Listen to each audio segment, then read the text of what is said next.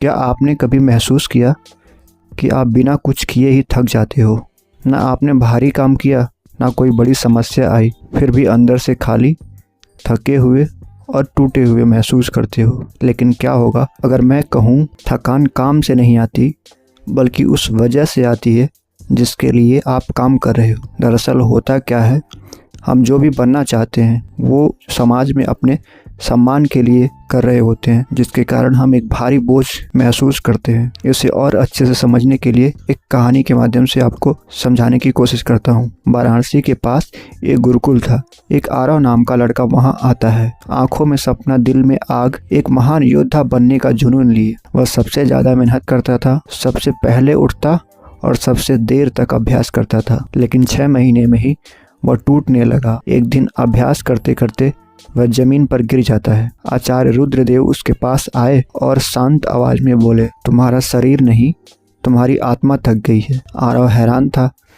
लेकिन गुरुजी, मैं तो सबसे ज़्यादा मेहनत करता हूँ। आचार्य मुस्कुराए और बोले, तुम मेहनत कर रहे हो, लेकिन अपने लिए नहीं, तुम किसी और के लिए मेहनत कर रहे हो। आचार्य उसे गंगा किनारे ले गए। उन्होंने एक पत्थर उठाया और आरव के हाथों में रख दिया। हर बार जब तुम दूसरों को इम्प्रेस करने के लिए काम कर रहे हो, उसके लिए ये पत्थर है। हर बार जब तुलना करते हो, उसके लिए दूसरा पत्थर। हर बार जब तुम सोचते हो लोग क्या कहेंगे, उसके लिए ये तीसरा पत्थर। धीरे धीरे आरव को लगा जैसे उसके हाथ भारी हो गए हो। आचार्य बोले, तुम तलवार से नहीं, इन अदृश्य पत्थरों से हार रहे हो। आचार्य ने पूछा, क्या तुम जानते हो कि अर्जुन महान क्यों बना? आरव बोला, क्योंकि वह सबसे प्रतिभाशाली था। आचार्य ने सिर हिलाया, नहीं, क्योंकि उसका ध्यान सिर्फ लक्ष्य पर था। जब सभी को पेड़, पत्ते, आकाश दिखा, उसे सिर्फ आंख दिखी। वह दर्शकों के लिए नहीं, अपने रास्ते के लिए लड़ रहा था। आचार्य ने आरव को 3 नियम दिए। पहला, जो करो सिर्फ वही करो। दूसरा, तुलना मत करो। और तीसरा, मंजूरी मत ढूंढो। आरव पहले ही हफ्ते में टूट गया था।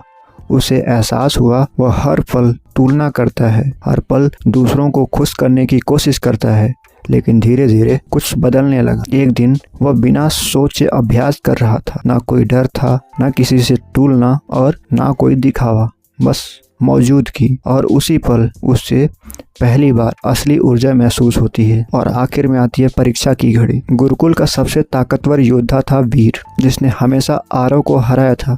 इस बार मुकाबला होने वाला था। वीर पूरी ताकत से आरव से लड़ने का मन बनाता है। आरव सिर्फ मौजूद रहा। 5 मिनट बाद वीर हांफने लगता है, जबकि आरव शांत था। मुकाबला रोक दिया जाता है। वीर ने पूछा, तू थका क्यों नहीं? आरव मुस्कुरा कर बोलता है, तुम जीतने के लिए लड़ रहे थे, मैं सिर्फ लड़ने के लिए। आचार्य ने सबको देखा और कहा, ऊर्जा मेहनत से नहीं आती, ऊर्जा आती है जब तुम बिखरे हुए नहीं होते हो, जब तुम्हारा मन, शरीर और उद्देश्य एक होता है। दोस्तों, थकान काम से नहीं, उस बोझ से आती है जो तुम्हारा है ही नहीं। इसलिए जब भी तुम कुछ करने की सोचो तो सिर्फ अपने लिए करो, और जो भी काम कर रहे हो उसे ही करो। बाकी के लोग क्या सोचेंगे और लोग क्या कहेंगे, इसका परवाह न करके जो भी तुम्हारा काम है बस उसमें मास्टरी कर लो, उसी काम को करते जाओ, उसमें परफेक्ट होने की कोशिश करो।